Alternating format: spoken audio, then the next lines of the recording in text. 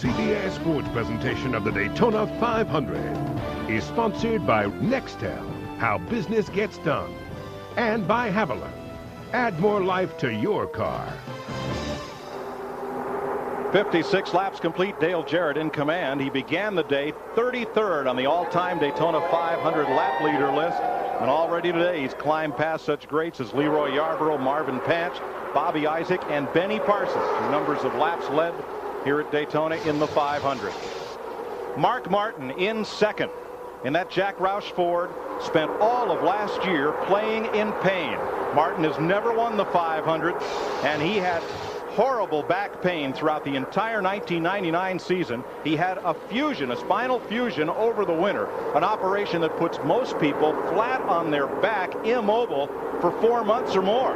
And yet Martin was here for the first day of practice in Daytona with a spring in his step and ready to go racing and feeling great. He says, "I'm a new man." And he told me, I asked him about it, and he said, "I didn't know how bad I was hurt until I got fixed." He said, "I'm like a new person. I'm like I'm 10 years younger." He said, "I can't believe the way I feel." You know, he made the public statement that he didn't feel that it had hurt his performance on the racetrack. I told him first day we got down here and said, "Mark, I believe that you'll find out that it was hurting you more than you realize." And he said, "I hope you're right." He's showing here today that he's in great shape.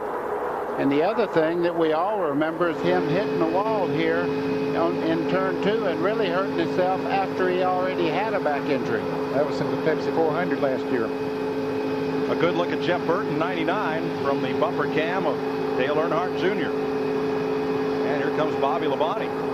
Dale Earnhardt Jr. is not up to speed like he was just a second ago. They're passing by him right now. Bobby Labonte coming. Just behind him, you see Waltrip there in the 7. Quite a few cars going right on by Dale Jr. Something's a little bit awry there.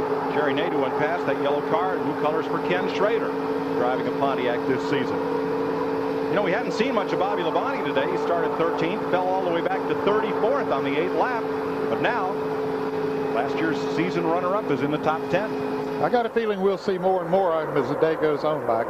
Everybody expected him to be the driver in the car to beat here for this Daytona 500, and I'm not so sure that that he won't show his hand as time goes by. I talked to Jimmy Maycar's crew chief late yesterday evening, and he said that they had just been working on the car, trying to get it to where he could run around the track wide open, around other race cars, not have to lift at any time. And he said, "I think we're pretty close." Well, it looks like he's doing pretty good right now. Mike, and somebody that's pretty much a favorite of anybody that's watched racing in the past couple of years, Tony Stewart sitting there in 5th place, that orange car, Rookie of the Year last year, doing a great job getting that experience.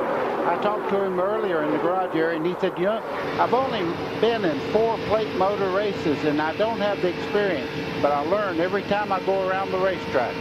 And there is a difference in driving when we talk about restrictor plate tracks. They only run restrictor plates on the engines here at Daytona and at Talladega, reducing the horsepower by at least a couple hundred, and there is a difference in the driving thing. It is that. You have to keep it wide open all the way around the racetrack. You notice you never hear the RPMs go up or down. Watching from our Home Depot cam, on board Tony Stewart, former IndyCar champ. And a little intramural bumping back and forth here in this pack. John Andretti